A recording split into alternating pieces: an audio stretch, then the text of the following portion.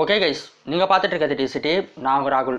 ரோஹித் சர்மா எப்போவுமே நம்ம இந்தியன் டீமை பற்றி ப்ரெஸ் மீட்டில் பேசும்போதும் சரி, ஏதாச்சும் பொது இடத்துல பேசும்போதும் சரி, எந்த இடத்துலையுமே விட்டு தரவே மாட்டார், விட்டு கொடுக்காமே தான் பேசுவார் நம்ம இந்தியன் டீமை. அந்த வகையில் நேற்று ஆஸ்திரேலியா vs இந்தியாவோட ஃபர்ஸ்ட் மேட்ச்சில் ரோஹித் சர்மா வந்து செஞ்சுரி அடித்தார். செஞ்சுரி அடித்தாலும் அந்த மேட்ச்சில் வந்து நம்ம இந்தியன் டீம் வந்து தோற்று தான் போனாங்க.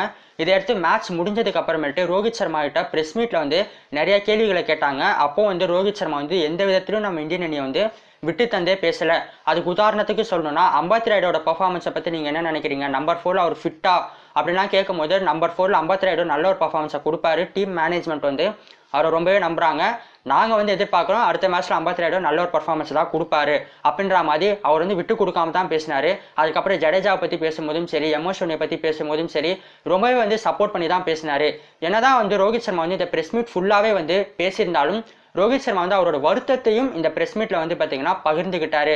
அப்படி என்ன பகிர்ந்துக்கிட்டாருன்னா, நான் வந்து ஆஸ்திரேலியாவுக்கு அகேன்ஸ்டாக 7 செஞ்சுரிஸ் அடிச்சிருக்கேன். அதுலேயும் வந்து 4 செஞ்சுரிஸை நான் ஆஸ்திரேலியாவில் வச்சு அடிச்சிருக்கேன். ஆனால் நான் அடித்த செஞ்சுரிஸ் எல்லாமே வந்து வேஸ்ட்டாக போயிடுச்சு. ஒரு மேட்ச்சில் கூட நம்ம இந்தியன் டீம் வந்து வின் பண்ணவே இல்லை. அது எனக்கு ரொம்பவே வருத்தத்தை அளிக்கிற ஒரு விஷயமா இருக்குது அப்படின்ற மாதிரி ரோஹித் சர்மா வந்து நேற்று மேட்ச் அப்போ அவரோட வருத்தத்தை வந்து தெரிவிச்சிருந்தாரு. நான் வந்து அந்த ப்ரெஸ் மீட் ஃபுல்லாக பார்த்தேன். ஆனால் அவர் சொன்ன அந்த பாயிண்ட் தான் வந்து எனக்கு ரொம்பவே வந்து அஃபெக்ட் ஆயிருந்துச்சு.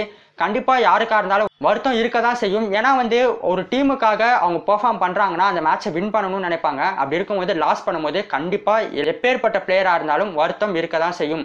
அந்த வகையில் நேற்று வந்து ரோஹித் சர்மா வந்து அவ்வளோ வருத்தத்தோடு பேசியிருந்தாரு. சரி, ஓகே கைஸ், நீங்கள் சொல்லுங்கள், ரோஹித் சர்மா வந்து வரப்போகிற 2வது மேட்ச்சில் செஞ்சுரி அடிப்பாரா?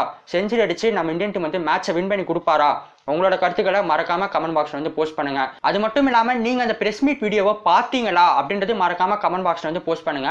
நீங்களும் அந்த ப்ரெஸ் மீட் வீடியோவை பார்க்கலன்னா அந்த வீடியோட லிங்கை வேணா நான் வந்து டிஸ்கிரிப்ஷனில் கொடுக்குறேன், அதையும் மறக்காம செக் பண்ணி பாருங்க. இந்த வீடியோ வந்து பார்த்தீங்கன்னா உங்களுக்கு பிடிச்சிருந்தா ஒரு லைக் கொடுங்க. இந்த வீடியோவை உங்கள் ஃப்ரெண்ட்ஸோட மறக்காம ஷேர் பண்ணுங்க. இன்னும் நம்ம சேனல் சப்ஸ்கிரைப் பண்ணனா மறக்காம சப்ஸ்கிரைப் பண்ணிட்டு அப்படியே பக்கத்தில் இருக்க பெல் ஐகானையும் ப்ரெஸ் பண்ணிக்கோங்க. தேங்க்ஸ் ஃபார் வாட்சிங் த வீடியோ.